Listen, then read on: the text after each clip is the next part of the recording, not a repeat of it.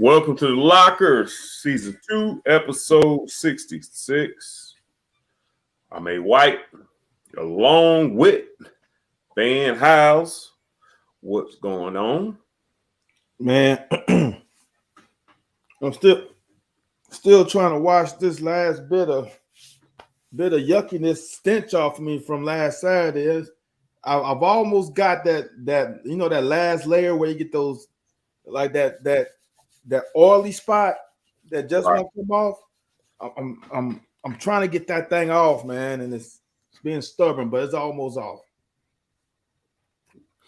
Okay, so we got B. Bell, Georgia's finest. I found out from former UK great Willie Gary that Brian Bell became a Dogs fan approximately 4 or 5 years ago, once the getting was good. Welcome, Ann. Welcome, Brian Bell, to the show. So basically, right when Kirby started rolling a little bit. Right now, all of a sudden, yeah, he just spent plenty of time over in Lexington, Kentucky, with a bunch of the former Cats, man. I got you. Yeah, so man, he B. Bell, man, but he from Georgia, so I can't give him too much flack. But hold on, he's from Georgia, but he came to Kentucky. Yeah, that's true. Yeah. No, you give him all the flack that you want. That Valdosta connection to Georgia. I don't know how. I mean, to Kentucky, I don't know how well. There's Hal Mummy, Dusty Bonner, Willie Gary. Yeah. But once they came up here, man, once they got their feel of Kentucky, man, a lot of them, decided that this wasn't for them. So yeah, they did come up here, but if the getting wasn't good enough, like I said, I think B. Bell went back where the getting was good enough that he decided he was going to try to jump on the Georgia bandwagon. And they might take you. I've seen some of Herschel Walker's stuff, but my bad. We accept all bandwagon fans. You said you trying to. I don't know why you would continue to watch the game or watch the film.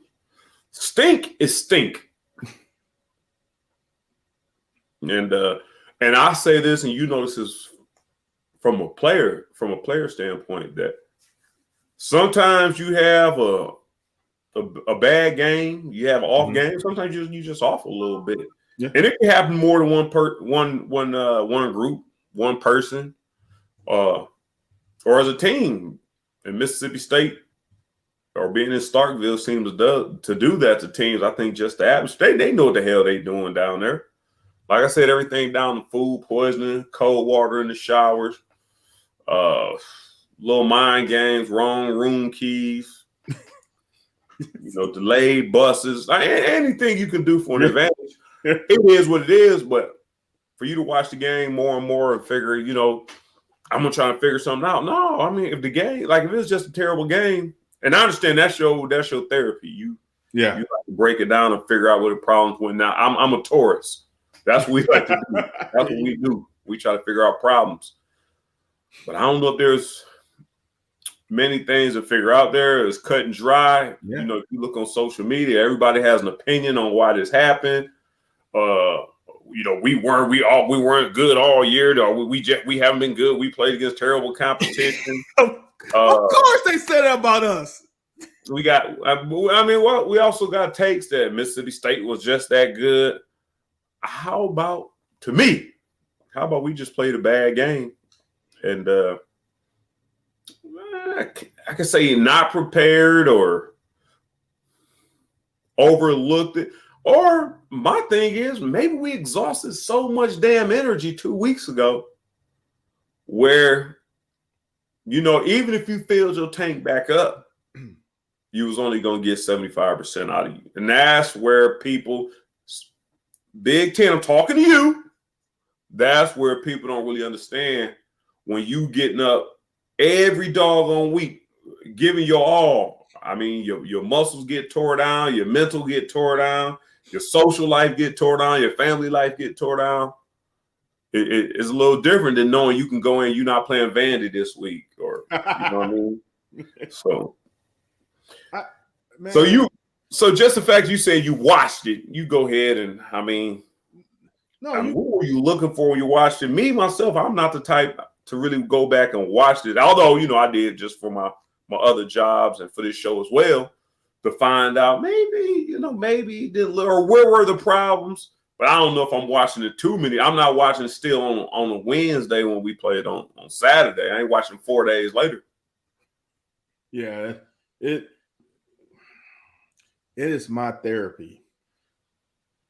I'm gonna just say this. There's a lot of things that are so cliche, like y'all were not prepared. That's coach speak. What does not prepared mean? Like, what part were you not prepared for? You just practice 5 days a week. If the coaches are not giving you information, that's what are you doing for those 5 days? Coaches meet on Sunday after the game. So you tell me they had 2 weeks. They didn't have 1 week. They had 2 weeks, and you tell me they didn't give players information. Here's the deal. I'm gonna say this on defense. Missing Jordan Wright hurt us more than I'm shocked that people are not saying. He is a difference maker. Not having him made us play Bembry a lot. He ain't ready. We played we played Wallace as an outside linebacker. He's an inside linebacker. He's never played that before. Yeah, he had him playing outside linebacker. That's a problem. And as I said on this show, and you talked me out of, I was going to pick Mississippi State to beat us, but you talked me out. I'm like, okay, I'm just going to flip the score. Our corners in open space, yet again, and the linebackers too, could not make an open field tackle against their running back when a ball is passed 2 yards behind the line of scrimmage. And they're getting 8 yards. That's a problem. Offensively, dude, Will Levis was wound up like he was about to get married on that day. He did some stuff that I've never seen him do. He was more demonstrative on the field, on the sideline. That first interception threw him off. He was rattled for the rest of the game. And when him and C-Rod both between the ears are not good, we're not good. 2 back-to-back turnovers. The first half turnovers didn't hurt as much as the second half turnovers. The first half turnovers, one was a punt, okay? Still, it's a turnover.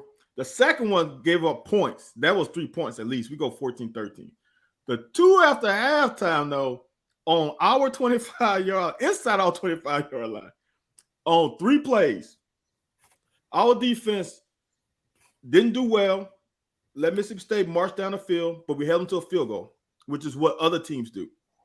Held them to a field goal. We get on the field. 2 plays later, we back on the field, right? They score.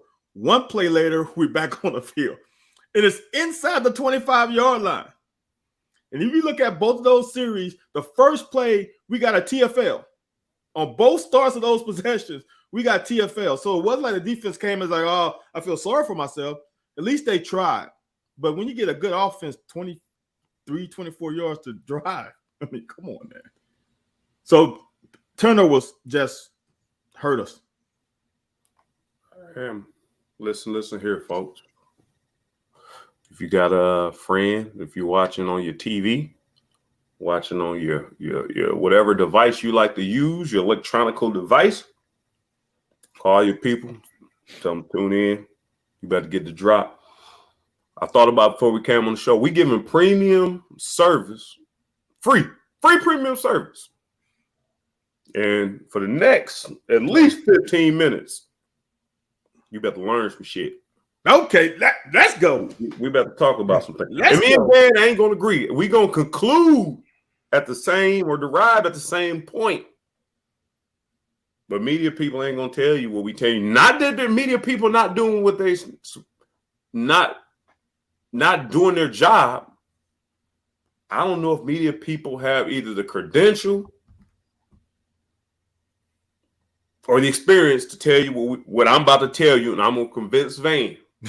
You convinced me last week wrong, so don't do that again.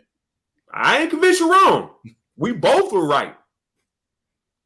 What I convinced you, and if they had done what I expected them to do, which you clearly showed, which is gonna come out in this spiel. Yep, we Gucci, like we good. Yeah. So tell your people, man, you ain't got to tune in to 1300. You don't got to tune in to 630. You ain't got to tune in to whatever channels are to find out what happened or where the team is. We gonna tell you. Now, can you get the answers to these? We don't know, but I'm gonna tell you this, Van. Mm-hmm. I disagree with you when you said were we not prepared, ill prepared? Mm-hmm. No, you and I and teams. No, you don't go into ill prepared. That doesn't mean you don't know you about to be in Mississippi, you about to play in heat most of the time, or you about to play against a team that's angry, or they're gonna throw the ball 40 times. I've seen your cut-ups. And I have played in the air raid offense. Mm-hmm. I have played against two teams that if I catch the ball at 5 yards, you know what my gain is gonna be? 0. 5 yards. Yeah. The gain is for 5 yards. Yeah. There's no after catch. And Larry Vaught asked me on Sunday, are you surprised? No, because I'm thinking my thing is on the other flip side of what you're saying is if you come up there with one man in zone or man cover, if you run up at me with one man, my 5 yard catch about to be at least 10 to 15. At least. Now, if the rest of y'all get there, because I may not be the fastest. I'm quicker than the motherfucker, but I ain't the fastest. So you say not prepared, I do believe that our conditioning or the sense of urgency it was going to take, which you and I did talk about. And that was the thing I feel like when I convinced you was that we know. I knew. Yeah. And you as a DB know that, man, when that quarterback cock his arm back, get there. They not running double routes. They not pump faking you. They don't do that. They give you a true, because they believe one-on-one, we're going to spread you out. It's going to be man, even if it's zone. We're going to know off your drop. We going here immediately. Yep. And we take 3 to 5. Yep. It just so happened the people who run that offense well typically get 10 to 15 off a 5 yard or 3 yard play. Right. I see you gasping. I got a whole lot more, but if you want to react to that, I see you gasping like you want to speak. So speak so far. I'm agreeing with you. But I said that was my concern. Open space. Go ahead. I'm passing a collection plate around right now because that's part of a good sermon right there. Here's another thing. You played quarterback. You watched Will Levis. After week 2, I was a Will Levis fan. Week 3 and 4, I was on the Will Levis bandwagon. And everybody had an issue with being on it. Okay. With the reservations I had from the beginning are starting to rear its ugly head. But I don't know if the other guys, I don't know if Terry Wilson or can't remember his name. Drew Barker, Joey Gatewood, Joey Gatewood have done any better. Some people want to see Bo Allen on the other day. I'm gonna ask you this, Van. When that first interception he threw on that, I guess deep out or whatever it was, where it might have been scrambled, and Robinson's running to the sideline, and Will throws it behind him. Will has a cannon on it. Will can throw that boy. He told me on Sunday Morning Sports Talk he can throw that boy 80 yards. So a lack of power getting the ball there ain't the question. I do know he has a deficit on trying to put the ball in windows and intermediate range. I would say 10 to 20 yard range. He has an issue. He threw the ball without the velocity, and the ball was well behind the receiver that had either the ball be put on the money or to the sideline. And quarterbacks know you play quarterback. If I'm going to throw in a dangerous zone, or if I don't know I can make the throw, if I'm going to make a mistake, I'm making that mistake over there on the out of bounds. So here's something I noticed throughout the game. Most of the throws he threw, his arm was coming from here. That's not a normal cornerback. That might be protecting the AC joint. That may be protecting something. Where I think when you broke down film a lot, he weren't, although he were going for longer balls, that I don't know if he had the muscle power in the shoulder to get it to where he wanted to get it to because there's some injury, there's something wrong. But his release, when we watch the film, I know you got some film cut up for us. When we watch film, look at his release. Most of his release is from here. His hand was not above his helmet where you get a little bit of that elasticity so you can let that bad boy go. So I believe there may have been injury there, and this is the second point I'm gonna make. Before then, we're gonna go back and forth, but it's a whole lot. I got a whole lot more layers. Part number 2. I said this last week, and I said it on Sunday Morning Sports Talk this week. Chris Rodriguez got some issues going on. Mark Stoops come out and said Chris Rodriguez was dealing with some things, and it wasn't his wrist. Or it wasn't the wrist the week before, whatever. The way he carried the ball on that second carry where the ball was fumbled. But I mean, it was not a fumble, but he came out just holding the ball like this, running the ball can come out this way. The ball can come out that's not how you you learn that in Pee-wees. I learned that in Pee-wees. So, well, it was high and tight, though. It was high and tight, right? It was high and tight. He just put another on it. But okay, go ahead. It wasn't well secured. I thought it may have been an injury. I've said all along, I don't know if Chris wants that heat. The kitchen might be a little hot for Chris. Not saying that he can't do it, but you come to the University of Kentucky, most of y'all just come to want to play. I want to play. I want to get a chance to play. This ain't Georgia. This ain't Alabama. This ain't Ohio State. This, this ain't some of the top tier teams, Clemson in the country, where if I play, I know I got to perform. It's not how I want to play because I know I can play football. But when you get to 6-0 and you playing against the number 1 team in the country, hey, we got a chance to prove something, and they come out slapping you around like shit. Hold on, I just wanted to play, man. I ain't signed up for this. Mark, I don't know if you know today in the presser, Mark Stoops said that Chris Rodriguez wasn't dealing with an injury; he was dealing with some mental stuff, and they were monitoring that. Is exactly the hell why I said take the pressure off him. Let him know, hey, we're not giving up on you. We're gonna switch the rotation up some. So now when you sitting back, you watching and Smoke balling out, Drennan balling out, McClain balling out, and you come in and say, shoot, man, they balling. I want some of this, man. Let me go ahead and show them I can do something. You kind of come with a little more aggression, a little more focus, a little more tuned in and dialed in where you're not so willing to make mistakes because a lot of pressure is on you and you don't know where you're gonna get the energy from. Knowing that your quarterback is either injured, whatever's going on with Will, he's either injured or whatever. And Will is probably feeling the same way. Well, our running game is supposed to relax me a little bit. I'm supposed to do a little play action and unleash this big arm. So I think, my first point was I do think we're ill-prepared physically or condition-wise, physically, and even mentally for the second week in a row. Because of the schemes, like I've seen you say many times, the schemes I think were called good. I think the guys didn't feel like we need to get there.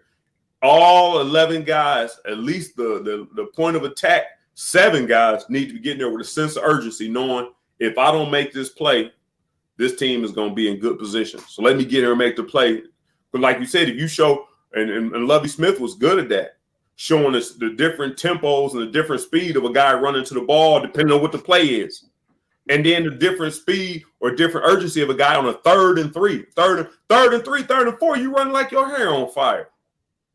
But on 1st and 10, where you need to be trying to get them in 2nd and 8 or better or worse, is when you need to be giving that, okay, he caught it for 2. Let me stop him at 2. But, man, I done spoke too much. I'm getting cotton mouth. You can dissect all that. I may be wrong.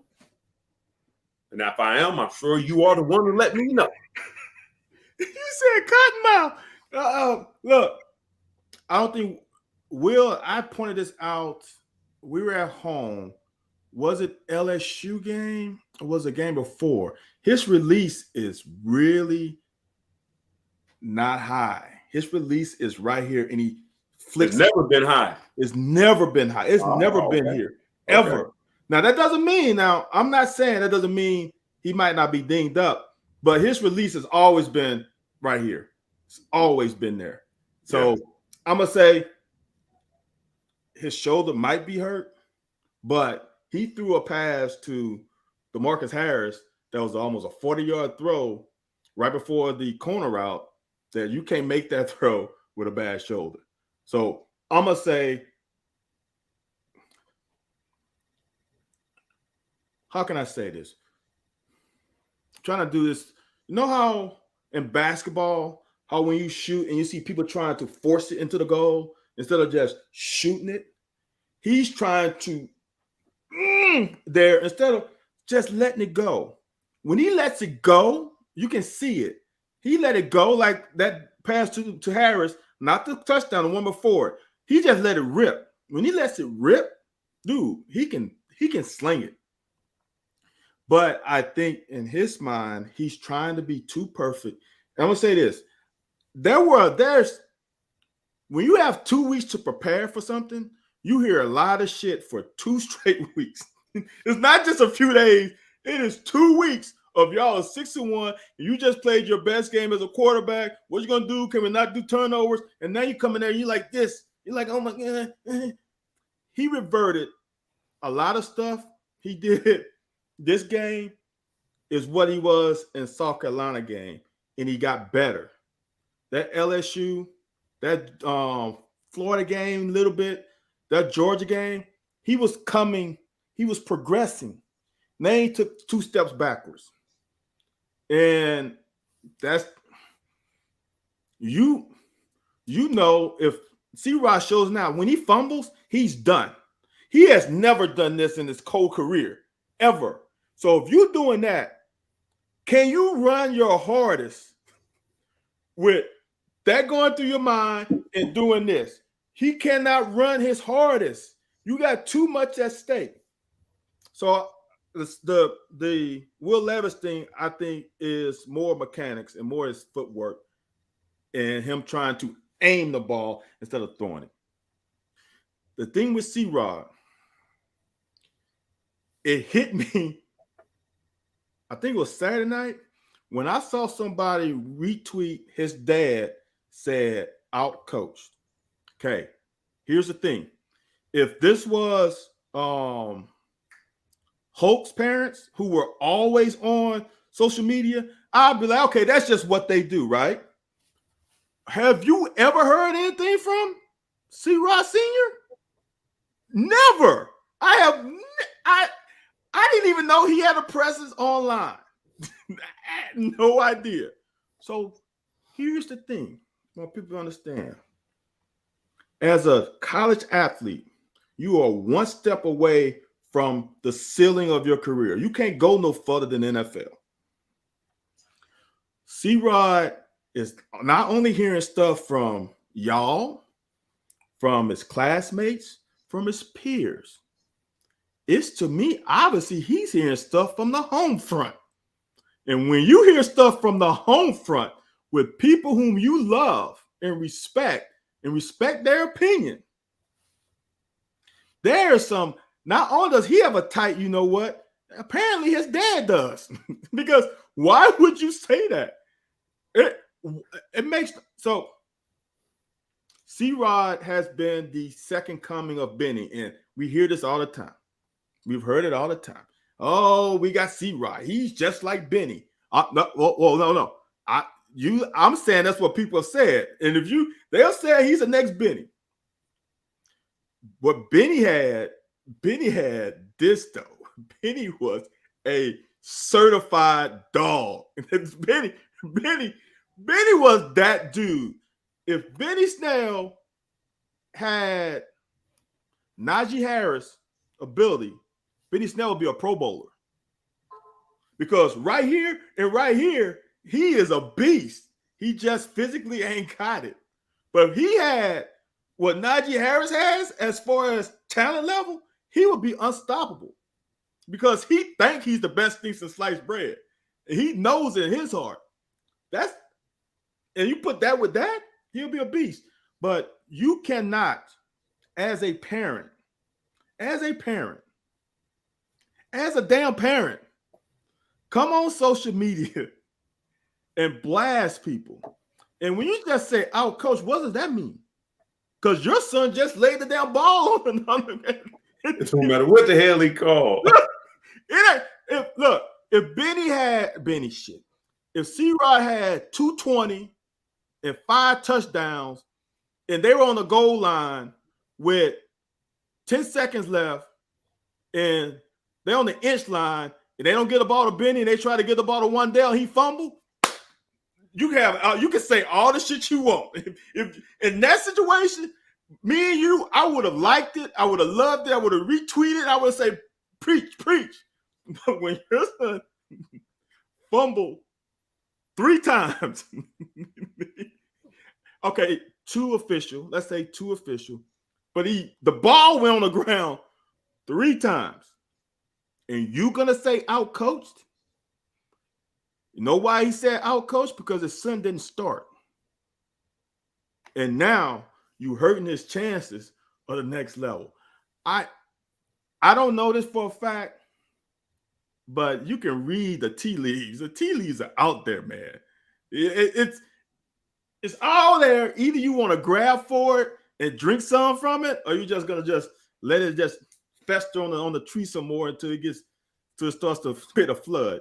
It's obvious, man, to me. Yeah, man. And I want to go to something that was said earlier from Superfan Ann. She has a theory that C-Rod came in, was the man. I gave him that hype, and I even with giving that hype on everything I was on, that's a hell of a load to take. And you played with Mo Williams like I played with Mo Williams. I don't think you played with a whole Tim Couch. You played with a young Tim Couch, where there was a lot of pressure bestowed on him. I think he was ready for the pressure, but I think it showed up on the NFL when, man, people weren't going to be happy with you throwing 5 interceptions or throwing bad balls. But when Mo didn't say nothing, took his lunch pail, went to work, man, and he did work. Mo didn't say a word. When it wasn't pretty, he came to practice. He was quiet and went to work. Yes. Went to work. I'm not saying C-Rod didn't do that, but the way it is now, the way UK media is now, I said this even in the beginning, that I was scared to put that pressure on him because although you play DB, which is a third or a quarter of the field, depending on how you're looking at it at time, man, I had a sophomore line, Dusty Bonner at quarterback, first time starting. Only people returning on that offense was Derek Homer and myself and Quentin McCord.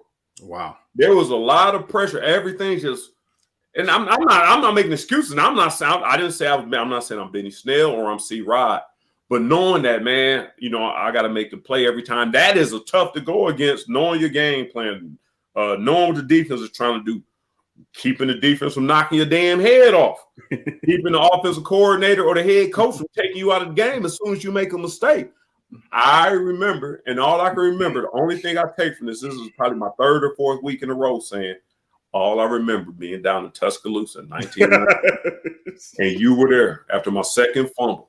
All these upperclassmen saying, "Get that motherfucker out of here! Get his ass out of there!" And I'm like, oh, shit. In order for me to stay on this damn field, I gotta keep the ball. So C-Rod's daddy can come out and say whatever he want to say. I think I said it best a week ago and also this week. To save face and give C-Rod the best ending of this season, or give him the best opportunity this season, take some of the pressure off of him. Let him just play football like he was doing before. Because when he was playing behind Benny and switching series with Rose, he came in, it was powerful because, it wasn't a lot, man. I'm trying to show y'all what I can do, but the pressure ain't on me. Just take the pressure off him. And his daddy might, he's made for the pressure. Daddy, you can say what the hell you want. And y'all can share this on his Twitter. You can say what the hell you want because you're putting that pressure on your damn son.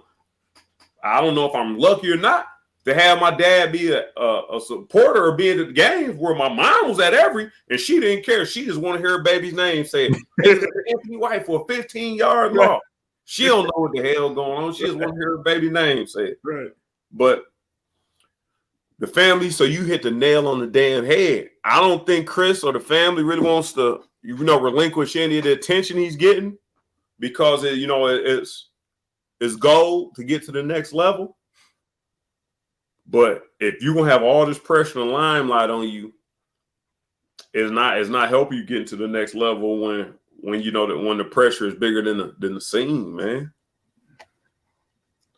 Look, I don't know if you have been a backup. Oh well. Let me honor this, Carter. Let me tell you this. Coaches don't make you a backup unless you ain't done shit in practice a week before. if you the starter, C-Rod was the starter.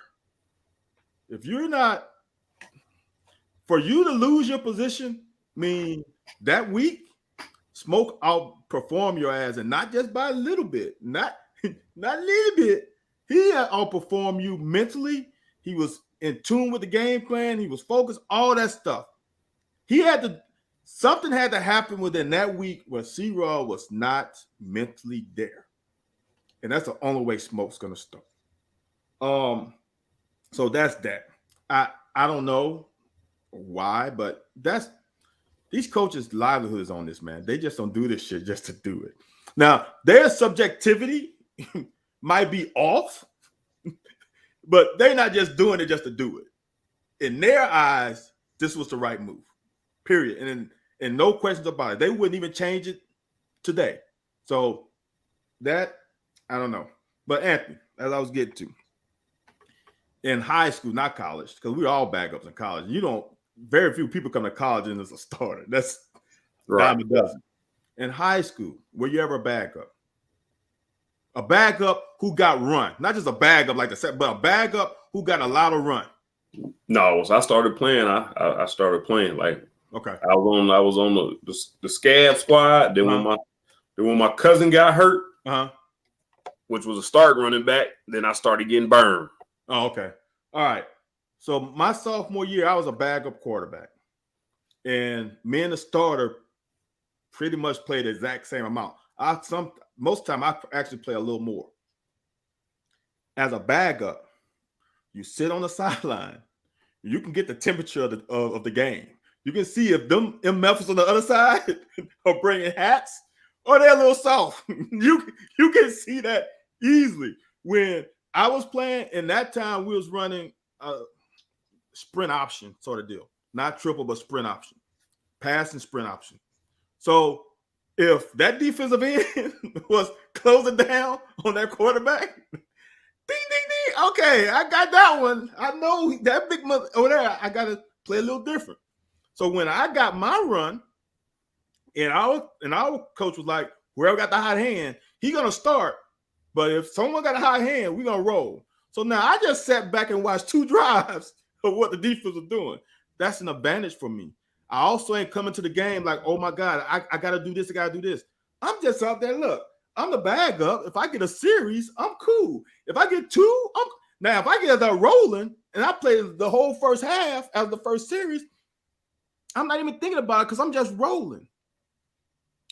Some people are born to be starters. Lou Williams has been a 6-man his whole career. Came in, and really I know him because he's from Mississippi, came in as a high schooler, been a 6-man. Microwave Johnson, for all our old heads, have been a 6-man. Some people, when they get in that starting role, boy, that starting role, that's starting role. You think it's not, it should make a difference. And so some people, it's a difference. Some people get all hyped. I hear my name called, and now at point guard, such and such. Oh, yeah. But some people, when they hear that, they like, it's starting to go. Oh, all right. My right hand, But my left hand ain't strong right now. And here's the other thing. When you are a backup in all sports, even football, normally there's a sub pattern. Normally you playing with backups too. So your talent level equals their. If they're a backup and you're a backup, you're on equal playing field. If you start and you really bag up and now you start, there's a reason why some people start because they ballers. Man, you're getting exposed. That's it. Kyle doesn't think that C-Rod has adjusted to the outside zone read. And that's probably not his thing. He probably likes his shoulders. Hold on. Yes, that's true. But hold on. That ain't got a damn thing to do with these fumbles. That ain't got a damn thing to do with the fumbles. And he ain't fumbled on outside zone, has it been? The one wasn't outside zone. The one that came, one was a toss, one was a bad. Hey, and Van, I'm gonna say this just for me. When I got kicked off the team in '96, that handoff that C-Rod got that was right here on his hip is what got me kicked off the team because I argued it. But I told him I'm not getting the ball. Like he needs to work on his track, getting me the ball. Not saying that I was trying to tell nobody nothing, but I'm like, Coach, I know I fumbled, but I can't do my thing if I'm trying to get out there and the ball is over here. And so that handoff, everybody blamed on. It is the quarterback's fault. It's absolutely the quarterback's fault. Let's watch that later because I want to get your opinion. That's one where I question it. On live, when they played it live, I'm like, as a person who played quarterback who's handed off the ball to one of the best running backs in Baton Rouge for a lot of times, I handed off to him when we was Pee Wee, handed out to him in middle school, handed out to him in high school. No one thing we didn't have? Fumble problems. Ever. Right. We never fumble. Right. So if you look at that, I want you to see it because I only play running back sparingly. I want you to tell me what happened because to me, it looked like there was a failure in communication because somebody wasn't focused that game. So maybe maybe. But I do say this before we get to that, I'm gonna let you finish answering that question. But the one thing I do know, once you get the ball on your hip, you stop and correct it. You don't just keep running with it still on your hip. You still gotta grab it around and get it right. And so it was I don't know if too many egos out there. That's why I think that was a miscommunication. Because dude kept that arm up. And he was still running with it. He was still running with the ball back here. Right. Yeah, I did notice that. I did notice that. Right there. Right. I did notice that. Well, since man, like I said, I came in the show without no script anyway.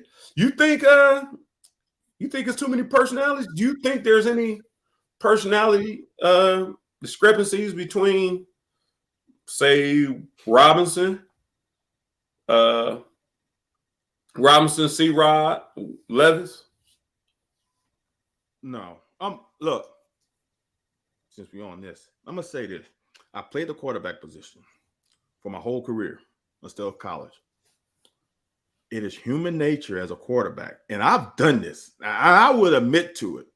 I had a receiver that I played with, and I had two, really. I had one, though. He wasn't the biggest, he wasn't the fat, but you know what? If he was supposed to be on the hash, on the route, that one was on the hash. And if that means he had to cheat in on his alignment, if coach said, well, you got to be at the top of the numbers, and that motherfucker forget kind of 3 yards inside, because he know he ain't fast enough to get to where he got to get to, right? Right. But he never dropped a pass. I would say never. He very rarely dropped a pass, and he was always there. So you know what? I had another guy who was better athlete, but he had tag in syndrome. So now, as a quarterback, whom am I going to throw to? If it's 3rd and 5 and tag in junior might be a little open, but it's 3rd and 5 and my man Edelman is going to get to 7 yards and sit down and will catch it, who am I going to throw to? I'm throwing to Edelman. No, I'm throwing to Edelman. All right. Now think about this. What if Edelman got some Craig Yeast in him? And I still got Ted Ginn. Am I going to throw it to Ted Ginn or I'm going to Yeast? I might throw it 5, but he might take it 20. So as a quarterback, if I throw you two, it's like a point guard. If I'm driving to the hole and I check my man, big man, defender comes and closes me out, and I drop a pass, I drop a dime, and he fumbles out of bounds, know who turnover that is? It's mine. I go down there, do it again, drop the dime, know who turnover that is? Mine. I got 2 turnovers now. Know what else I'm going to do next time? I'm going to throw it to the three-pointer. Throw it to the three-point guy. He going to catch and shoot it. So now, that's a problem. So guys at the game trust me. I mean, I don't want to say act like it's a dictatorship, but it kind of is. As a quarterback, I control everything. It ain't just one guy running a route. We running 3 guys in a route. All 3 of you could be open. Who am I going to throw it to? Would you rather throw it to Wandale, or would you rather throw it to someone who's that drop passes over and over again? I'm going to throw it to Wandale because I know he's going to get open in my eyes. I know he's going to catch it. Now, you can't do that all the time, but that's what a quarterback thinks about. How can I complete this pass and keep these chains moving? Now, that just is what it is, man. And these other guys have to prove themselves during the week. If we in scout team and scout team DBs hemming your ass up, and you dropping balls during scout team, and you think I'm going to throw it to your ass and live bullets when I just saw you on Wednesday and Thursday drop dimes? I'm just saying, y'all, in this level, there's no such thing as a gamer, because you might not ever get a chance to prove that you're a gamer because you ain't practicing during the week. Let's be real. In high school, you can do that. In college, if you are a quote-unquote gamer, you better find a way to be a practice player too. I'm going to say this. Dylan just asked. Well, he ain't asked. He made a statement. DeMarcus Harris has been good the past 2 games. I'm going to say this. Throw DeMarcus Harris in this whole equation, along with the thought of, and you tweeted it out during the game, so I'm sure everybody wants to know your thoughts. What did I say? Josh Ali takes a damn punt to the house. To the hizzy? To the crib. If you're from Twinsburg Heights. To the casa. To the crib, yeah. If you from well, I ain't gonna say that. Go ahead. I ain't gonna say anything that make myself sound racist.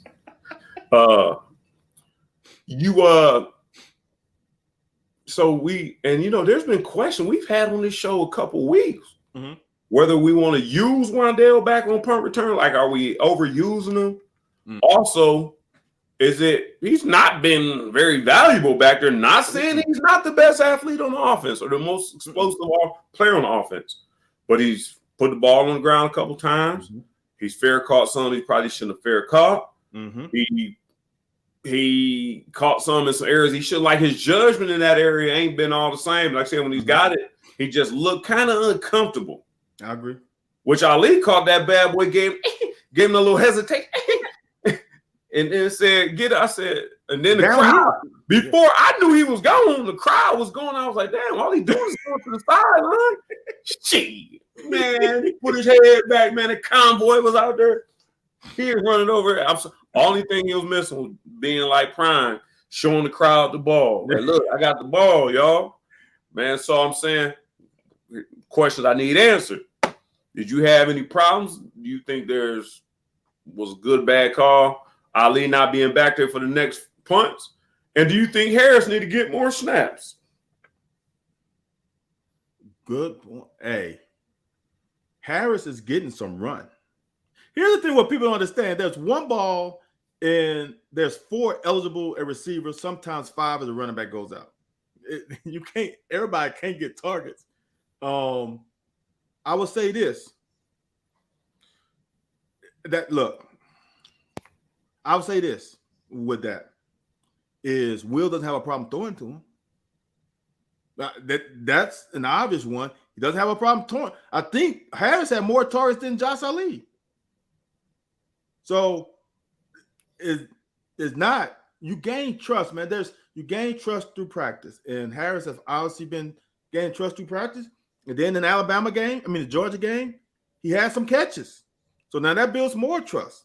Now, this game, he ran a great corner route for the touchdown. That gains more trust. Now, not only is he gaining trust with me as a quarterback, he's also gaining trust with Cohen. Now, you have proven with live ammunition and live bullets that you can make it happen. He made it happen against the best defense in the country. Now he made it happen this game. The person that I'm disappointed in is I expected Epps to be more sure-handed, and now he's gotten supplanted by Harris. The other thing is, for all you people, we've been hearing this since the Stoops era began, we don't include the tight ends. If you bring DeMarcus Harris in the fold, you're going to lose one of them tight ends in the routes. One of the Mama Jammers is coming out. So which one do you want? Do you want more targets for Harris or you want more targets for tight ends? Because Anthony and I both said early in the season, Wan'Dale needs to touch the ball at least 10 times. If he touches 10, and now we got a little difference. And if he touches 10 and C-Rod's supposed to touch it 25, that's 35 snaps. You probably got around 30 snaps left. That's got to be divided within 5 to 6 players. So you gotta run it like that. You gotta run the numbers, guys. There's 60-some snaps a game. I go with an average of 65. And if you got 2 ballers on the field, playmakers, they're gonna get 40 plus of those. So now the other 20-some got to be divvied up between everybody else. I'm gonna do this real quick. Then we're gonna get into some film study, film discussion. If I didn't say this, I'm gonna say it again, man. Say it, man. Y'all folks are getting premium service for free. And not because we think we good at it or think we're not out here marching dimes out like you gonna see next week in the next couple of weeks out in front of your grocery store ringing their bell. We ain't never asked you for a dime. Now we have asked y'all to help us out, to help y'all out. And we have asked for some sponsors, which we haven't got. But it's people out here, man. We got some great people doing some great reporting. They tell you exactly what they heard. Y'all are tuning in here for free on your smart TV, on your mobile device, on your laptop, whatever it is. We're not telling you we're not telling you what we heard or what we learned. We tell you what you know, what we know. So I'm saying you're getting premium service here, man. I'm telling you that because I know it's stressing for fan to get on the show myself sometimes, man. And then I got people questioning some stuff. So I'm just letting you know you're getting premium service for free. So before we get to the film breakdown, this is what we're gonna hear. This one, I'm gonna do this. I'm gonna give you some stat boxes. And I will say stop me when you're intrigued, but let me go unless you get overwhelmed and stop me. Okay. I'm giving you some stats. Okay. And you stop me when you are intrigued or where you think the biggest problem was in the game. Will Levis was 17 of 28 for 150, 1 touchdown, and 3 INTs. C-Rod was 17 for what? 17 for 28. Okay. With 150, 1 touchdown, 3 ints. C-Rod was 8 for 39 for 4.3 yards a carry. Smoke was 8 for 19 for 2.4. As a unit, we rushed 20 for a net of 66, 3.3 yards a game. 20 times. 20 rushes. Okay. Robinson caught 9 for 79, no tubs. Harris caught 2 for 30, 1 tub, which you stated earlier. Josh Ali had 2 for 9. We're going to go on the other side of the ball. Will Rogers, 36. Stop. You don't want to say that. We're going to go to the next one. Marks, 20 attempts for a net of 58 for 2.9 to carry. He ran 20 times? 20 times. 20? 20, twin. Hold on. One back for Mark Leach-Rhett for 20? Shit. Okay. I've done it a time or two. It's possible. Okay. It's possible. And it probably this type of game where you got to just make sure you stay in control of the game. His Dylan Johnson had 11 for 44. That's 31 attempts. So between the two of them, 31 attempts, and you count Will Rogers' little things. They had 35 for a net of 94. He hit 1, 2, 3, 4, 5, 6, 7, 8, 9, 10, 11. My screen moved. 11 or 12 people for 36 receptions for that 344 with 1 touchdown. Mm-hmm. If we damn, oh, I guess you want me to go to defense because you ain't stopped me yet. Jacquez Jones, 18 total tackles. Square, 12 total tackles. 1 TFL. Trevin Wallace, 12. Square with a TFL? TFL. He had a combined one. Okay, go ahead. I don't think that's right. Yeah, for negative 2 yards. Trevin Wallace had 12 and 2 TFLs. Corker had 11. I don't know if I love that. Then we drop way down. Pascal Weaver had 6. Tisdale had 5. Agent had 5. Okay. Valentine, Josiah Hayes had 4. Josiah Hayes had 1 TFL. Sack. Dort had 3. No pass breakups or nothing. Oh yeah, Corker had a pass breakup and Tisdale had a pass breakup. That's a drop interception on Corker. Okay. That's not a PBU. That's a drop. I'm glad they labeled them PBUs because I wouldn't be tied for second in school history with PBUs. I'd be tied for first with drop picks. I'm glad they do label that PBU. I take that back. Yeah, so all right, so that's your stat line, man. Which one of them you think hindered the game the most? It's easy to jump on the Will Rogers bandwagon. Is easy to jump onto that, but that Mama Jamma, me knowing you gonna give us something interesting. Yeah, that Mama Jamma has thrown 80%. He's only thrown 6% once. It's been over 70 every game this year, so I'm not shocked by that. When you throw it to your back 4 yards from you, I hope you can make that pass. So I'm not shocked by that. The one that gets me is 17 of 28. He's actually 20 for 28. 3 of those just went to the other team. So that's actually not a bad percentage. Right? That's not a bad percentage. Right? 20 for 28. That's a pretty good day. How many yards though? You gonna start taking yards away? If you take the yards away, hold on. Now, one of those picks, that was like a 50-yard throw, so you add 50 to that. Then the other interception was, so you got to add at least 70-some yards to it. So that makes him what? 20 or 28 to what? 220 something? That ain't bad. That ain't bad. The one that got me, I'm looking at this, is we only had 20 rushes. So we only had 48 down plays. They outrushed us. We had 20 rushes and we had 28 passes. That's 48 plays. That's light as hell. Yeah. 48 plays? Dude, y'all might have 48 plays in one half when you were playing. Yeah, today's 71. 48. Dude, they are averaging like 8. They have had many games like close to 80. So 71 is short for them. Remember, a lot of them was on the last drive. They had to have like a 10-play drive at the end of the game.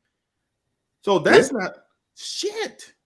The one that got me though is damn Marks had 20 carries. Yeah, man. And then Dylan had 11. That's a lot of damn runs. Yeah, that's 11, 44, that's 4 yards. So that's putting you in, especially with an offense like that, looking at 2nd and 6, right. 2nd and 5. I try to tell people that they don't understand that, Anthony. They don't understand that not everybody can run this offense, but when you run it right, it's hard to stop. It is hard to stop. Your best bet is to hope for turnovers and hope when they get that condensed field inside the 20 that you can force them to field goals or make them go 4 downs and stop them and give the ball to your offense. When that offense is clicking, it is, I don't care if you play man, I don't care if you play man under, I don't care if you play straight 8-man drop zone, I don't care if you play typical zone, I don't care what you say. That offense has something for each one of y'all. They're going to run the rub routes if you run man. They're going to drop in sitting zones when you run zone. It's hard to stop because they don't have a problem getting 3-4 yards because they know they can get 3-4 more yards the next down play. Some teams don't have backs who are efficient enough to catch the ball. How many times you seen backs do this and the ball drops on the ground? So, and last thing, Anthony, how many times have you heard me say not all tackles are good tackles? Oh, y'all still stuck with your last. I know. Yeah, but no, they're not. Jones got 18 tackles. We already know this. Not all them tackles are good tackles. When you tackling 8-9 yards down the field, it goes in the stat book as a tackle. But before we break over into the film room, and I text Leach after the game, told him good win, coach. Did you? Yeah, he said, hey, good win. How much candy did you get? It was on Sunday. He said, man, Mike Leach, I said, I ain't getting none. He said, man, you get any almond joys? I said, I don't like almond joys, man. I said, that's just nasty. He said, I got a ton to get. I got enough candy to last me the next year. So Mike Leach felt like it was another day at the office, man. He did this thing to us. I was trying to get him on there, but before we get over to the film, one quick thing. It can be a yes or no, whatever you want to do. Okay. I had some really engaged, informative people ask me, should we see Bo Allen this year? Should we have seen Bo Allen last week? I'm going to say I didn't think we should have saw him down in Starkville because that game was as tense as it was on the road, and I don't know. But if you want to change this, if you just kind of want to change you may throw him in there to see if he can't spark something. But going forward, if we start off in the first quarter or two, man, we don't put it like this, damn it. We don't want to end up, if we end up 6-6, I'm turning in my shit. 6-6. Damn. Okay. Wow. Now we have went 5-0 and ended up 6-6. Wow. Yeah, this team got too much depth. First of all, we're gonna beat Vandy. Have you seen them play? We're gonna beat Vandy. We'll Bo Allen should get tons of run in that Vandy game. Have you seen because of the blowout? Or you think he just need to get run in general? No, it's gonna be a blowout, and he should get some run. Have you seen New Mexico State? He should get a shit ton of run against them. He should get at least a quarter. Hey, I say he gets a half. But we did that about Chattanooga too. Yeah, that's early in the season though. So we done got better as the season progressed? No. Hold on. We got better. Then we hit a bump. Dude, we played damn good football offensively against Georgia. I mean, damn good. Yeah. So we had a bump last week. I say we get back to it this week. I think we get back. Tennessee got a pretty good damn defense, but I think we can run against them enough to set up the play action. And Garantano still there? What's that? Garantano still there? I only. Damn, why is he not still there? Damn. It's gonna be interesting though. Mississippi State, I want y'all to understand. Mississippi State is a better team than their record states. That Memphis game, Memphis won on a punt that the ref in essence blew dead and they stopped playing. Right? Right. They lost to LSU and they should have won that game. That's 2. And somebody else they lost to. Should they beat NC State and they beat A&M. And now they beat us. They got some damn good wins on their damn. Yeah. And Tennessee doesn't. Tennessee win is LSU. That's the only real win they have. If you look at their schedule. Mississippi State is a damn good team with an offense that's hard to prepare for. Okay. I'm gonna say this, Dylan. I'm gonna say this. I said this last week on this show. I was more concerned about Mississippi State than I was against Georgia because we don't match up well with Mississippi State. Their strength is our weakness. We don't open field tackle well at all. Haven't done it for a long time. So it's nothing new. We don't give up big plays. Tennessee lives off of chunk plays. I think that plays into our hand. Corker had to catch the ball. I know I said this before. I'm going to say one more thing. And I need a yes or no out of you because you pushing me to midnight. And I said this coming in. Mm-hmm. I thought 2 losses. I thought one of them would be in that stretch before we got to Georgia, which might have been Georgia, and Florida. And we regroup from Mississippi State. But it worried me coming out of that stretch with Mississippi State on the road. You think playing Mississippi State on the road after that stretch? Say what if those games were flipped and we played Mississippi State before we played Georgia? Do you think we had the same performance? Do you think the Lake Dog said we had 21 missed tackles? Good Lord. Damn. I thought it was more than that. Hey, with all due respect, and I ain't going to toot my horn, but I say if I touch the ball 20 times, I'm handing out at least 16 missed tackles. Anthony. At least. You're right. And you and I both said an SEC running back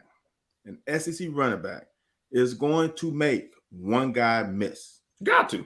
Or you 95% of the time. Yeah, you shouldn't. That's the freaking problem. Because we don't have great eye discipline. And like you said, because you've been in one of the best coaches, DB coaches in the country, you go by off of this. And our guys are not going off of this. They're not even going off of this. Right. You hear me? This, when a quarterback releases the front hand, he's throwing the ball. When a quarterback pumps, he does this. Both on there, yeah. He does this because he doesn't want that ball to slip out. He never does that. That's damn Sandlot. You and your dad in the backyard, y'all do that. But a quarterback does the shoulder move. And when this happens here, I'm stopping. Right. And I'm breaking. Right here. If his shoulders are here, I'm breaking over there. When the front hand comes off the ball, you gotta go. And we're not doing that. So, like I showed in the Georgia game when we played, and Wandale had I don't know what I want to call it. He was out in the flats. And both Georgia guys, they came and they pointed at each other. They was telling each other, I got inside, you got outside. We're going to funnel this little mamma jamma in between us. We're going to tear him up. Because he ain't going to be able to juke us both out. We both coming with steam. He got to try to go in between us. We ain't got that. There's too many times where one guy's breaking and the other guy's breaking 2 steps slow. In the SEC, man, wide receiver and back is going to take that one guy out. He's going to take him out. And we also don't force guys back inside. And the bad part about it, this is what I was taught. I'm going to give you a missed tackle. But if you force them in, I'm not going to take all the points away. Because at least you force them into the group. Right. You're going to get a missed tackle, though.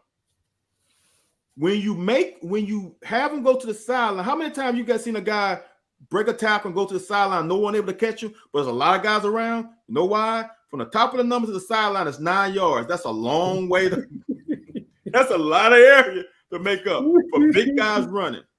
Turn them inside. How many times you also seen a big lineman chase guys down from in the middle of the field and turn them in, and the offensive player gets decapitated? Know why? Because the big men, when they run in there, they want to touch somebody. And if you turn them in and they there, he's going to get touched in a rude way. We don't do that either. So it's just, to me, I've said this again. we have talent on defense. I don't think we have high IQ on defense. Okay. You ain't getting arguments from me. Without any further ado,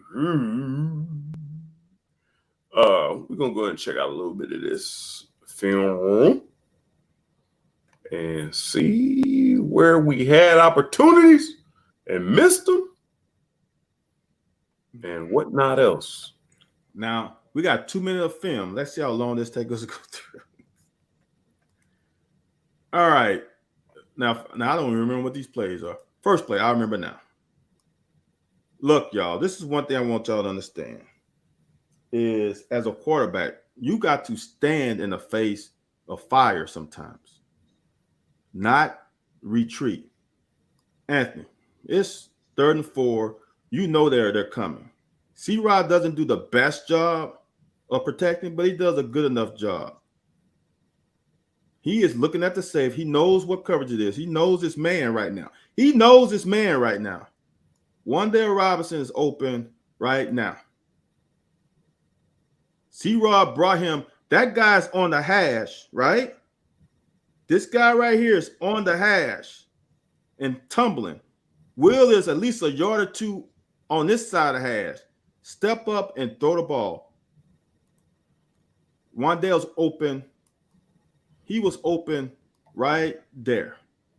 Look, see, he's looking. He could have easily thrown that ball right now. Yeah, that should have been released. Let it rip. He is open. You know right now, they're in man. You know this guy's not in a trap coverage. His head is back to you.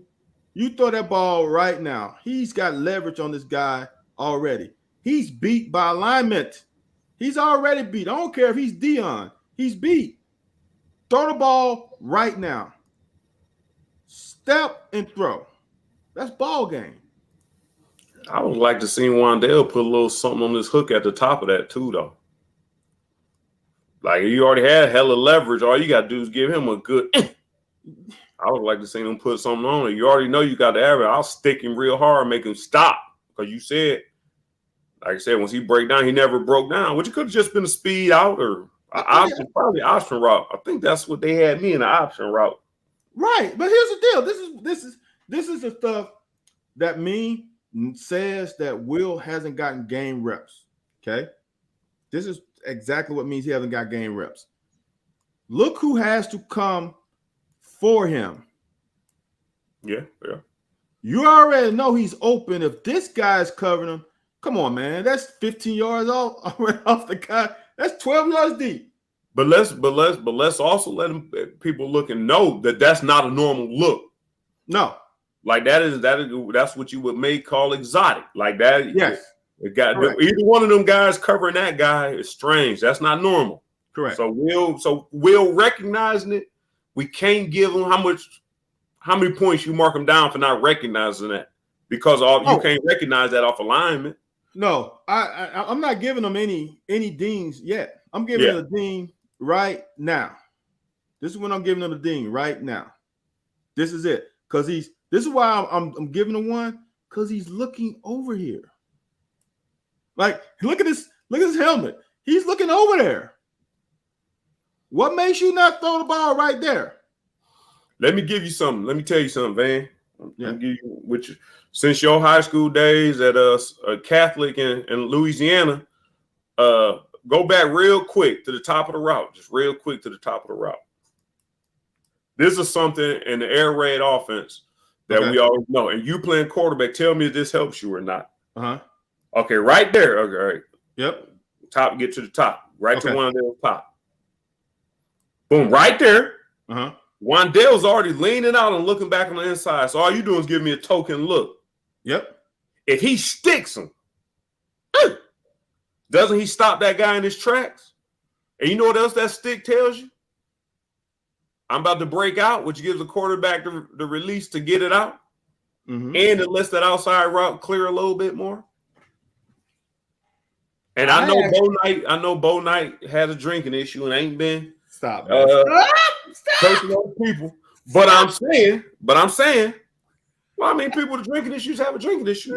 I'm not saying it's good or bad. But what I'm saying is, That's why we keep going to the game plan. Like I'm telling you, when we played against Georgia or certain teams that are real aggressive or exotic, the way I let the quarterback know I was about to get the ball was off my stick. Soon, like if he know I'm going out, as soon as he see me stick inside, then he knows, okay, let me get ready to release it because he's about to. But he knows he's throwing to my outside. I don't think either one of us are saying anything wrong. I think there's some coaching points missed. Maybe we haven't evolved to that point with the offense. But I do believe if he sticks that route at some point, instead of speeding out. But he came out as if he thought it was zone. And I think that's what confused everybody. But and I'm gonna tell you this: he did stick. Watch. Now it's not your stick. No, it ain't that. I'm gonna be a whole lot better at that shit than I thought I was. Yeah, he didn't do a speed out, but there was a post there. He did post that inside leg. That's on Will, man. Yeah, absolutely. You got to throw that ball quicker. But I think he was confused. I give it to a better defense. I give it to a confusing defense. I would say that, but then he was looking at Will. I mean, he was looking at Wan'Dale. You ain't confused because that's who you want to throw it to anyway. That's where you was going the whole time. He damn sure didn't have to take 3 more steps before he threw it. You're right. Oh boy, this is the pick, man. He just didn't let it. That's on him. But here's the point. I know. What's that? I said, but how do you not? You born with a cannon. Yeah, I don't know, dude. I don't know. That's why I say something's wrong. This is the one that pisses me off because Josh Ali is butt naked open. Butt naked open. And I play quarterback. Just because this guy's in the line of sight, don't mean he's covered. He is 1 yard. He's 2 yards off the line of scrimmage. He's not. There's 10 yard separation between these two guys. Josh Ali, and he's looking there, and he actually hesitates. If I really slow it down, he actually pumps. That's wide open. Now, here's the other thing. If you questioning that 14 is in the way, you know Josh is hooking up. He is 5, 10, 15 yards from you. If you throw the ball right here, Josh will adjust. Yeah, he'll slide. He will slide to that easily. Yeah. That's the one you need to throw. You haven't thrown a ball really with any type of oomph all game yet. This is the first drive. That's the one you want to get in the groove. That's the one that he is butt naked open. Look, but Josh got to get them. Boom, Josh gave him that stick. Turn. Here I am. Here go my chest. I woke up feeling the cheesiest. Right. He's 10 yards away. And he is, top of the numbers is 9. This is 20. He's about 9 yards away. And if you look at the film, you got 2 guys chasing Wan'Dale on the top. So there's nobody on this side of him. There's nobody here. Nobody. All he had to do is drop that damn thing right here. And this could be a touchdown.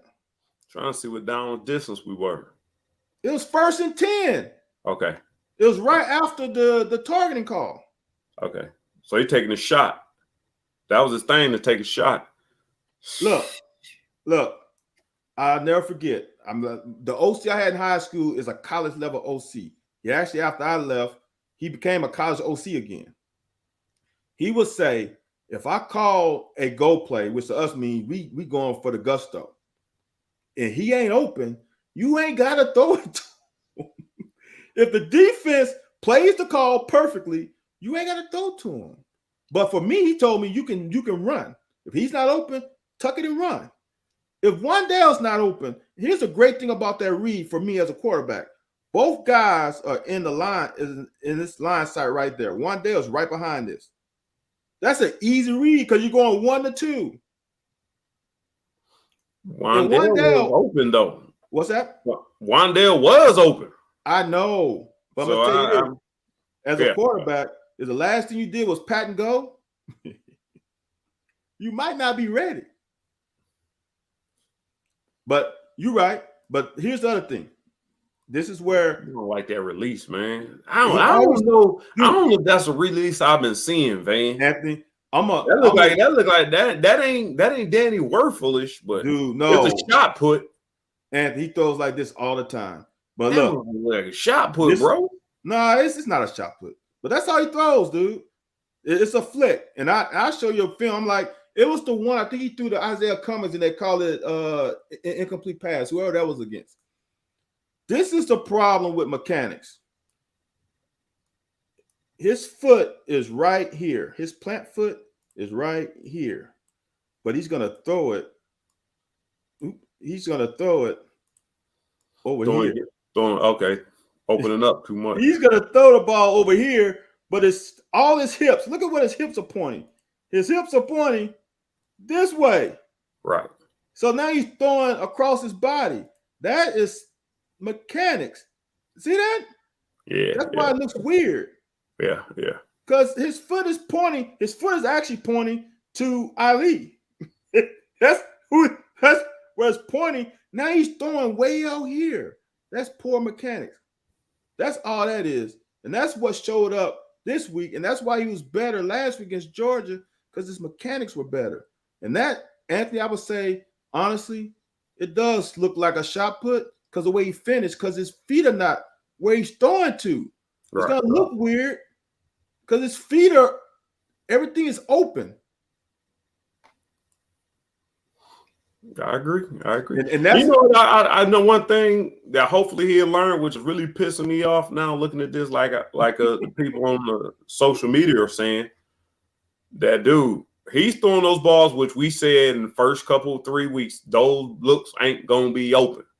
No. When you run through Chattanooga's and Louisiana Monroe, you run into their defensive backfield, yeah, you can let it go early because they don't have the athletes. Right. Like, now, mind you, that was well underthrown, but that you should be knowing, man. And I know this joker gonna get on his getters. Let me make sure I put enough under it. Like, that's what you got to do. Go ahead. Right. No, you're right, man.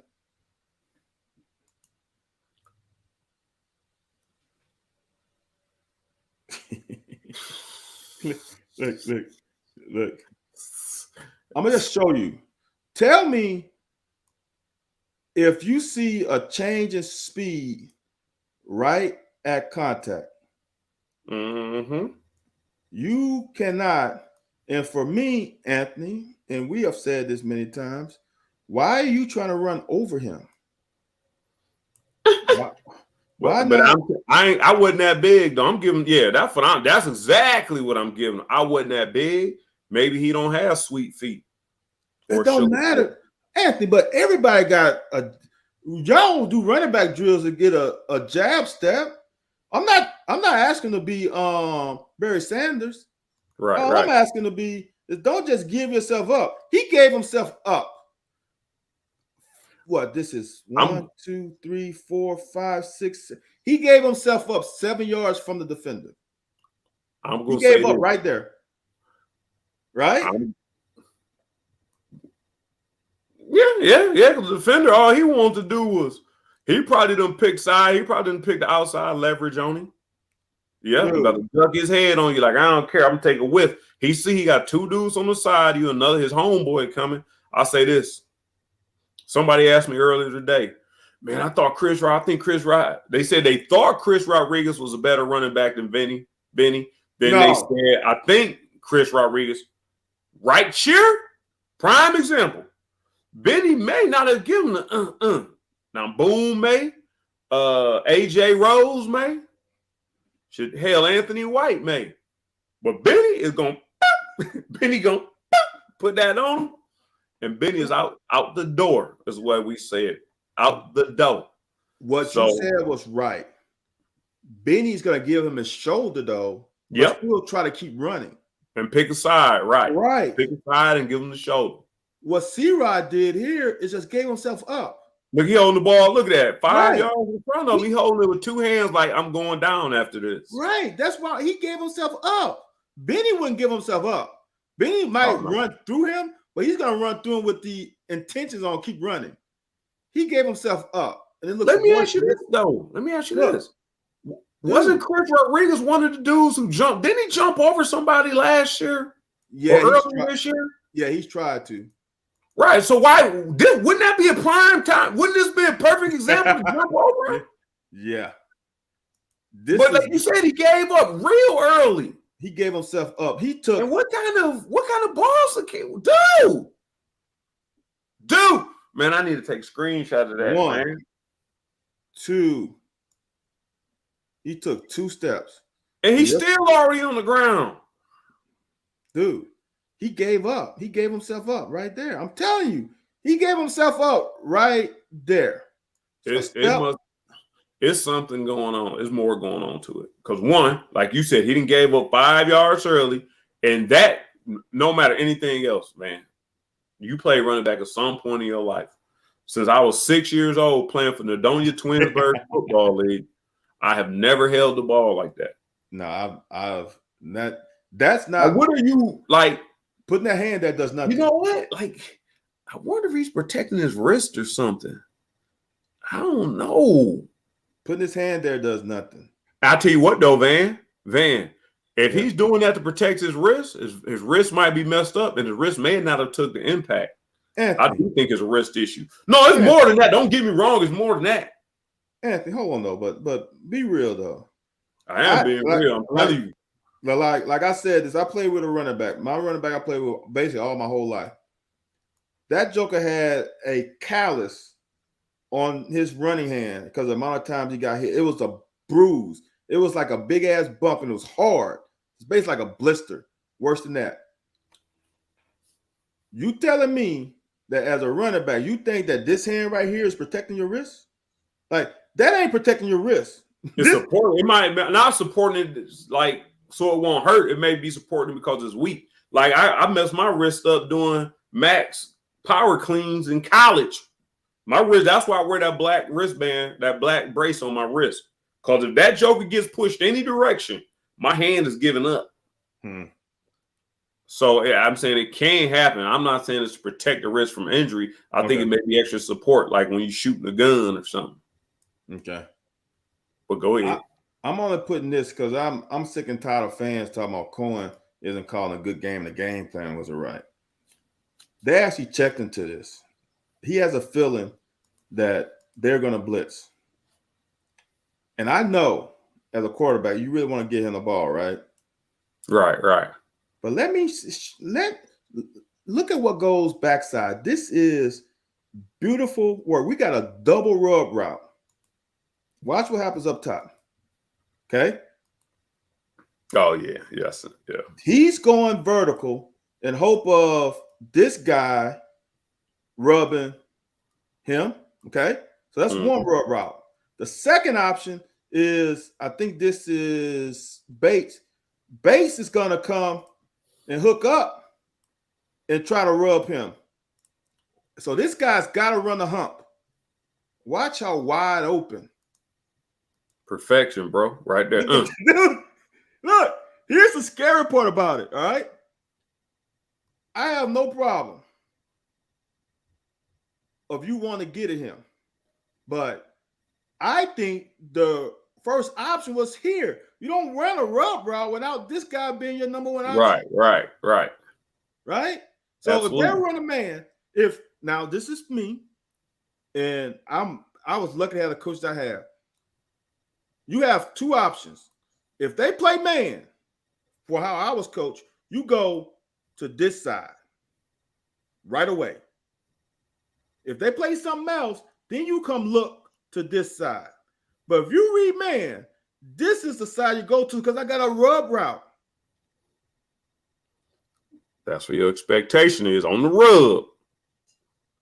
Listen, if Smoke catches it right here, that's 6. Because there's nobody back here. There's nobody back there. If you throw a good pass and he catches it on the run, he goes right here, he's got one guy to beat. That guy. That's 6, man. I thought Joe Reed's supposed to be ultimately where the heat is coming from. Your heat is coming from there. I thought that was a built in. No, it is. You also that dude at the top coming, and that dude in the backer box coming. That's your read. Yes. Because you got two dudes releasing over there. That side should have been your relief from that side should have been your read from the jizz. You pass into the blitz. Right. Because their numbers are down. Exactly. You pass into the blitz. So I'm just saying, for everyone who's saying this BS, I'm saying this. I can disagree. I think I can really look back and disagree on like 2 or 3 plays Cohen called. And all of them was on 3rd and short and going out of a damn shotgun instead of going on the center. Everything else, there's a damn guy open. He's there. Dude, you cannot call a better freaking play. Anthony, when do you motion out smoke into a route? Ever? Yeah. He motioned them out to that thing, hoping that they're running man. Because he got the perfect route to run. Let me ask you this for the viewers and the listeners. When you go empty backfield, who's protecting you besides those 5 offensive linemen? You. Thank you. Your eyes are protecting you. Where's your protection coming from? Where the blitz is coming from. Wherever the heat is coming from, that's where your release is. Especially when you empty backfield. That's why I don't think he's comfortable in the system. And I know it's new, but I'm gonna say this. And I've been blessed to watch this guy play. Is that Bryce Young for Alabama is a damn sophomore. This is O'Brien's first year at Alabama, and that MFer is dealing. He is getting it done. So that to me is a football IQ thing and getting in and understanding the whole concept. Because here's the thing. You cannot tell me Bill O'Brien is running a simplified zone read RPO deal. Bill O'Brien comes from the NFL. He's an NFL coach. They run NFL concepts too. And Bryce Young has picked that shit up. Now, the thing about it, Bryce Young gets better as the game goes. I think he's getting some coaching. A lot of games, he done looked Florida. I've been watching several games in the first half. I'm like, shit, second half, that dude get to clicking. Everything you running at him, he answered. He answered. I'm gonna show you something later. I'm gonna show you something later in a few minutes. So we already saw. That's where you go to. You read man, you go to the damn rub route. Coach don't create a rub route just because. Dude, that is perfect. All right. Here's another one that this pissed me off a lot. Is when you're even, you're leaving. Rig is open. Put that thing down there. You got like 10 yards to drop as a safety there. This DB is beat. He's reaching for a reason. He's beat. Right there. Mm-hmm. He's out leveraged anyway. Right there. We call this play for a reason. Right there. That's the pass. You in college. It's not high school. Ain't nobody gonna be like 20 yard separation. That's open. He's open right now. He's open right there. Technically, he's open right there. All you gotta do is put it on him. He's got to go through a big tight end ass body. That ain't gonna happen. Now, is Red gonna catch it? I'm not sure, but you got to put it on him. We missed it. Now we get this. Look at that stuff we need to do for 1 damn yard or a 0 yard game. 0 yards. Now I'm gonna show this. Now there's too many guys open on this. You can put that thing on Ali,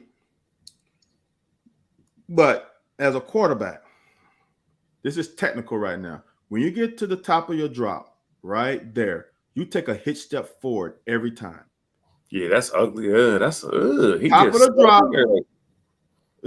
Top of the drop. You always take a hitch step forward. That is quarterback 101. You never go to the top of the drop and then just stand there. Yeah. He's flat-footed the whole time. He wasn't on his toes at no point. It's bad, Anthony. But here's the problem. I'm gonna show you from here. So now I want you to see Wandale is wide open because they're a man. Ali is wide open. Epps is wide open. you can pick one. They're all open, right? Right. If anybody watching this and says someone's not open, please let me know. Because everyone is open. But watch Wandale. You see him right there, right? They're a man. I'm gonna show you from the other view. Watch how butt naked open he is. There's no one else back there.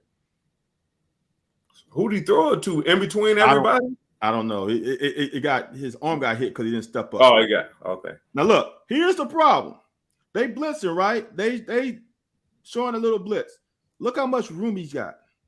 So Yeah, anybody climb that saying, a little bit. I climb that or shoot, shuffle to the left. anyone saying the big blue wall is not blocking, they're not. A lot of these sacks are on him. If he takes a hit step forward, he can throw to anybody. Watch Wandale. Dude, this is the next guy after him. If he leads him to the sideline, dude, that's touchdown. Wow. That's touchdown. He is at least 8 yards separation. That is touchdown. All he has to do is at the top of the drop, take a hit step forward. He is at least gather yourself. Look how wide that release is. You ain't, dude. Okay, you got to gather yourself. Okay. So you don't want Will Levis at quarterback. They used to beat me up. Just being critical on quarterback. So you saying you don't want Will at quarterback no more? Is what you're saying? I didn't say that. I'm just saying. I'm just saying what I'm saying. These two guys were open. All three guys were open. They were man. I can't say what I said. I can't say what I said last year. Like, oh, our guys not getting open. These are getting open, and that's against press man. Epps got open. Problem. Y'all better get Jovan Boatnight fired, man. Look, y'all and Henry Ruggs the third. Stop, dude. Stop. Look, I've never seen. Have you seen a quarterback after bad pass look at his coach like, dude, they hit my arm. Look, what else can I do? Seriously. Oh yeah, he's asshole status now. No, that right there means that there was a lot said these last few weeks about him and executing. He hit my arm, coach. What can I do?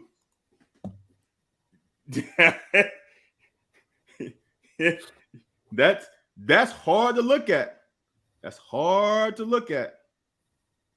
Now, I had to put a defensive player. Thanks for pissing our fans off, man. I'm sorry, man. I got to put a defensive play in. You know how much I love Corker. And I said last week, he's got to get a couple interceptions if he want to be a third-round pick in the NFL. You can't play this any better. This is a damn over route. He's a safety guarding a down receiver. Oh, man, my screen's about to go dead. And well, Van should let me break that down because I remember Van being a defensive back that didn't. I don't know what's up with Bo Allen. You should let me break that play down because okay, I'm knowing your hands. I'm just saying, knowing your hands, you can't be talking about nobody dropping no what you call it. I'm being in place. I call you Johnny. You're right. Here. Johnny Hiles. Johnny on the spot Hiles. I'm gonna let you break it down, dude. Oh no, I ain't gotta let me break it down. I'm just saying. But you cannot. This is an over route for a safety on a receiver, not a tight end, on a receiver. And he releases right now. He's beat in essence. Corker does a great job of sifting through all this trash. And now he does a great job of undercutting. And he pay off. He just spent too much energy getting over it, though. He ran 30 plus yards and let that through his hands. I don't know, man. That dude hit him. That dude, it would have hit him in his neck if his hands didn't work. That is crazy, man. Like that's bad business, bro. This last one. Now I'm gonna show it from the end zone. Wait a minute. Oh, that was the one that was the bad. I thought he was going the other direction. This is why I think he thought it was a pass play. I think he thought this was play action. That's in his gut, dude. That's You can't hand the ball any better than that. Oh yeah, yeah. And look, this front arm stays up the whole time. His hand's still on it. You're right. You're right. He didn't clamp down. I think he thought it was play action. He thinks that's play action. Because here's the reason why I think he does play action. Because right now, he don't think he has the ball. Right. You're right. And he ain't clamped on it either. His arm didn't come down. He's still not coming down. He just runs to the back of the thing like, wait a minute, what is happening? Yeah, you're right. You're right. Yeah. Okay. I give you a whole lot more. Okay. That's yeah. So that to me is another clear sign that he wasn't all the way focused. Yeah, something ain't right, bro. Because something just ain't right. Because a quarterback cannot. That's not like you run a wide zone and a stretch play, and the quarterback's got to sprint over here to get it to you. That is a inside zone run. You give me a different perspective on that now. Yeah, that was just a blown play. But like I said, once the ball is on you, how the hell you just let it go? Because I don't think he felt it. I honestly don't think he felt it. I really don't. I think but everybody else, I tweeted this out. I tweet this out at least twice a year. 11 guys on the same page. All it takes is one guy to screw it up. One guy not on the same page, and we get that. I mean, that's one guy. One guy didn't know it was a run play, and the one guy's the running back who should be happy to see a run play. I'm gonna say this. You tell me if I'm wrong. If you don't put the ball on the ground 2 other times or 2 or 3 games prior, that ain't even the conversation. It's on Will the whole time. I'm telling you, Anthony White, it's on Will all day long. He gonna fumble. Wow. Even if it's a bad play. Yeah. You're right. Put the ball on the ground twice that game. Several games. You don't stand a discussion about who's wrong. Right. Because you'll say Will didn't put enough pressure on his stomach, and that's why he thought you're right.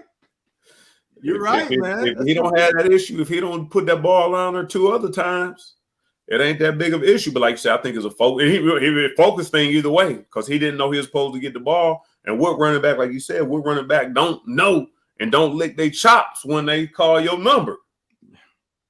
So let me say one thing, then I'm done. And then you can do what you want, turn it off or not.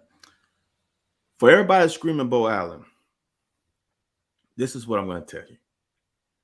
Both Anthony and I both thought Bo Allen was going to be the starting quarterback. But in spring football, Gatewood beat him out. So that should tell you everything you need to know about why Bo is not getting run. Simple as that. You didn't get no arguments with me, but I think we see. Here's the thing. I'm going to ask you this question. We're going to roll out of here. Get on up out of here. I think we see Bo Allen, like you said, we got to see Bo Allen going into next year. We done secured Dane Key. The announcement was made on Thursday. He's coming to be a Cat. So here we go. Here we go, Key. Here we go. They got the ass whooped by Boyle County. I saw that.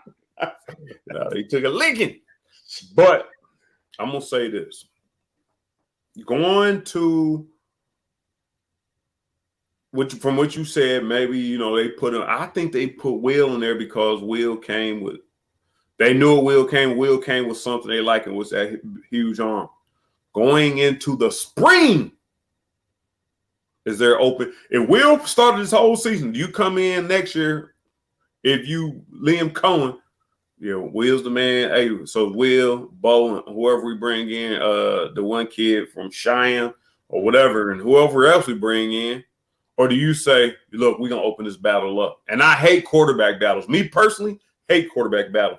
From what you just stated, do we go in next year knowing, okay, Will got a year under his belt, we about to build around him? Or, man, we about to open this thing up in spring to see how much offensive power we really got? I'm gonna say this: it's always a competition. But if Bo Allen beats out Will Levis, who had 13 games of live game reps under his belt, and Bo Allen beats him out in the spring, Bo Allen should have started last year. Because there's no way Bo Allen should beat a guy who's getting all the game reps during the week with the ones. He's getting all the game reps against live bullets. And then you come in spring and lose a battle to the backup. But we know we can do. We know we got Wandale on the mediums. We ain't gonna have Riggs. We have Bates. What you call it? Be back next year. Upshaw be back. Our emphasis is gonna be on that mid route. I ain't doing nothing. I ain't doing none but running mid range routes. And see if Bo can throw 50. If Bo can throw 60, 70, 65, 60, between 60 and 70 yards, cool. Because except for the first fucking game we played, that 80-yard arm of Will Levis ain't mattered to us. It's let us down because he had a guy open as we saw in the first interception. Yeah. I'm going to say this. All I want to see, man, I want you throwing windows, tires, trash cans. And then we're gonna make it that way. And I'm telling you, I've heard from everybody, and you and I had a very small sample size. That I think the stuff you was talking about, like all that shit you broke down that quick, and let everybody know when we broke it down on the film, Van and I are experts and recognize what's going on the field. Like me, I'm more in game. Like if it goes in the game, at DB and running back, I will make a switch in a minute. I'm not so much like Van. I ain't gonna sit on nothing. I'm gonna play the man. I'm gonna play like Aeneas Williams. I'm gonna play you man to death and just stick in your pocket. But I'm saying this. Van, I'm telling, because you do a hell of a lot of breakdown and you cold with it. The stuff you breaking down, that 1.3 to 2.3 seconds they got to decipher this ain't as easy as you breaking this shit down. Now they should because they're expert at it. The same way I feel like if a running back, if you get in the hole, bam, you should already have something set up on his back or this safety flying up in there. But let the people know when you break this film down, it's saying, oh, well, he's not an imbecile. He's not terrible at his job. Mm-mm. He just has a 2.5 second window to decipher everything that I've been meaning to ask you myself. Do you watch the play one time, you see everything? How many times you got to watch it to determine? Yeah. I'm sure you got to watch it more than 2, 3, 5 times. No, I know. I mean, you can watch it once and just keep going, rewind it like that. Like the man play where they ran the rub route backside. I had to look at what he saw front side to make him throw to Wandale, and what he saw was there was no safety high. Okay. Right. So I'm looking at that. Then I'm like, okay, what else happened on play? Then I look at the backside. I'm like, they ran a damn rub route. That's where you're supposed to go. That's why we called it. Yeah, when I watched it, I'm looking at what happened initially. Like, wait, he threw the Wandale. The guy, there's another thing I should have pointed out, and I keep saying this with all DBs. What their guy did was they jammed Wandale 15 yards down the field, and it threw off the route. All that guy was got a little body on him and threw off the route. So then I'm looking, okay, well, he had Ali and Wandale front side. What he had backside? I'm like, oh, snap, they got 2 tight ends and a running back back there. What the hell they doing over there? That don't make no sense. Oh, that was on purpose. that was personnel. On purpose. Right. And that is why I say he don't know the offense. Because when have we seen Smoke? He was in the backfield. He motioned out. When have we seen that? Not often. Usually they go him out there and motion him back in the backfield, see if it's man. But he went from in the backfield and he did the opposite. That means they saw, which means Cohen and his offensive staff saw man to man, motion him out, and they ran a damn rub route. Dude, they ran a double rub route. That play design was perfection. And this is why I want y'all to understand why it's perfection. Then, man, you know what happened to us against Georgia? How did those tight ends catch routes? They ran damn wheel routes. We ran a wheel route. That was one option, right? We ran a wheel route. Then we ran a sit-down route. He ran a stick route about 5 yards of the line of scrimmage, right? And those are natural rub routes. So if the rub is not go, the damn wheel route is there. We had all the action was fucking backside. You know what would have been a perfect call, but that wasn't a bad call. Would have been a perfect call. It's just a damn screen. That too. The way it looked, like the only reason I say a screen because you'd be forced to throw it over there. Yeah. It's the same look, right? And you'd had offensive lineman coming. Lake Dog, let me give you some heads up on this. That is not how the Rams want to run our offense. Know why the Rams got rid of Goff and brought in Matthew Stafford? They like to push the ball down the field. They got a strong arm MFer to push the ball down the field. That offense is predicated on getting chunk plays. That, to me, is a miniature version of your boy Mike Mart's system. They like to run it and push the ball down the field. That's why Will Levis was the one that Cohen went after, because he knew he had a strong arm. They want to push the ball down the field. That's what this offense is predicated. Play action and two-man routes sometimes and leak a back out. If you don't run a two-man route, those are all deep routes. When you run play action, those are all deep routes. You can't run a 2-yard route on a damn play action because a corner or safety gonna be pressing up on the guy who ran a two route, a 5-yard route, because it doesn't match up with the drop. You are doing like a 9-step drop on play action. You're getting a lot of distance from the line of scrimmage. The routes, I don't know if I'm talking overheads. The routes have to match up the drop of the quarterback. Know when you do a 3-step drop, know why they all short routes? Because it matches up the drop of the quarterback. Once he hit that back foot down, he wants to throw it. 5-step drops, a little shorter, a little longer than 3 steps. 7 is long routes. It has to match up the drop. So when you play action fake, you have to match up the drops. So they're going to be deeper routes. And that's what the Rams like to do. They like to push the ball down the field. Just because that sounded like it could have been confusing. Van could have made it a little more simplified. Everybody's played receiver sometime in backyard football or whatever you play. When he says the quarterback takes a snap, 1, 2, 3, and the ball comes out. As a receiver, you are lined up over there. You're going 1, 2, 3. And so when he said match up, like a slant is a 3-step route. 1, 2, 3, break inside. 5-yard route, maybe a curl. 1, 2, 3, 4, 5, turn around. So the quarterback goes 1, 2, 3, 4, 5, turn around.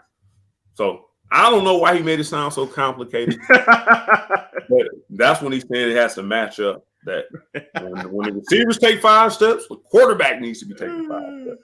7 steps is a little bit more than just, but 3 and 5s are usually that thing need to be coming out off of that third, definitely off of the third.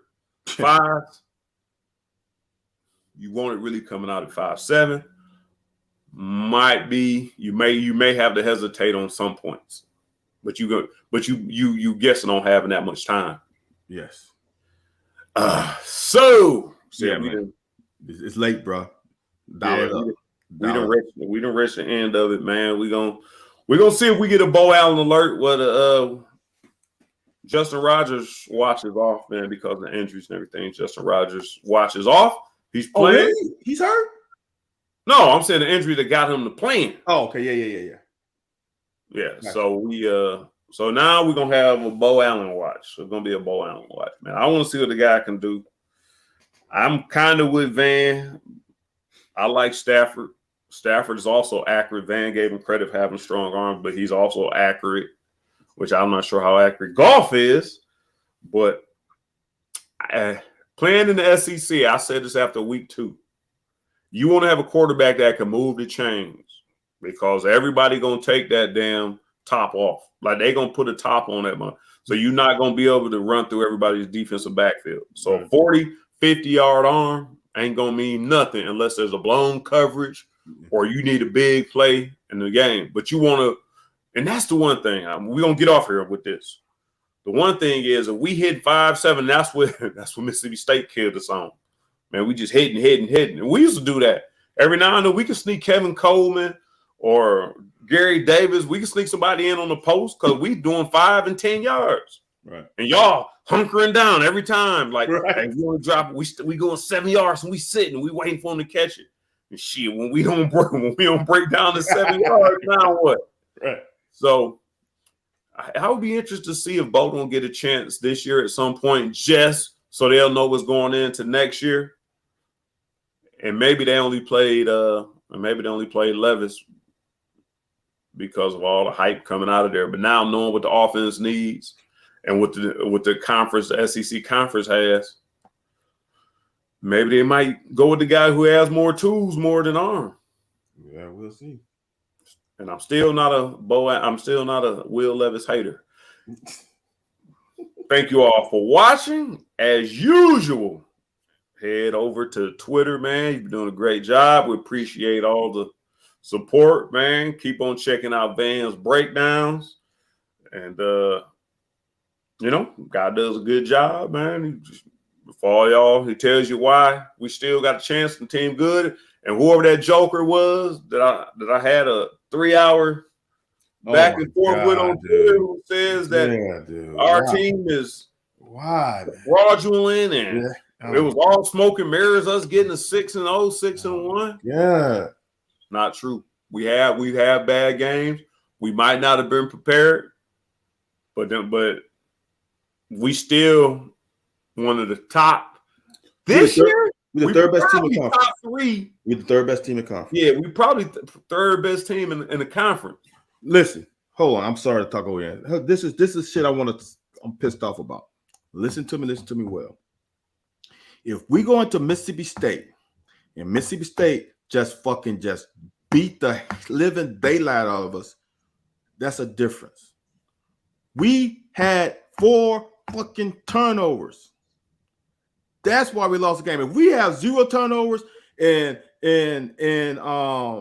C-Rod has 100 yards rushing, Will pass for 212, and they beat us 31-17, then I would say we might be fraudulent because we played a damn good game and they beat the brakes off us. Two possessions is beating the brakes off you. I'm sorry.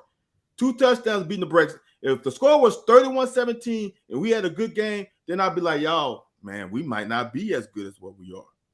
We had 40-something plays and 2 back-to-back turnovers and 2 damn interceptions, one when we had points on the board. That's why I'm not concerned. That's why I still think we're a good team, because we beat ourselves. It was 14-10 at halftime. Could have easily been 17-14 or at worst 13-14. So, yeah, like I said, and we bowl up. All year long, we bowled up in the red zone. Inside 20, we bowled up. Last week, man, when we got inside the red zone, we gave up what Van would call the proverbial booty. The booty. We gave it up. The booty. Yeah. All right, man. So head on over to YouTube, man. Like, subscribe, share, man. Keep watching the breakdowns, man. Tag us in your comments and questions and things you have, man.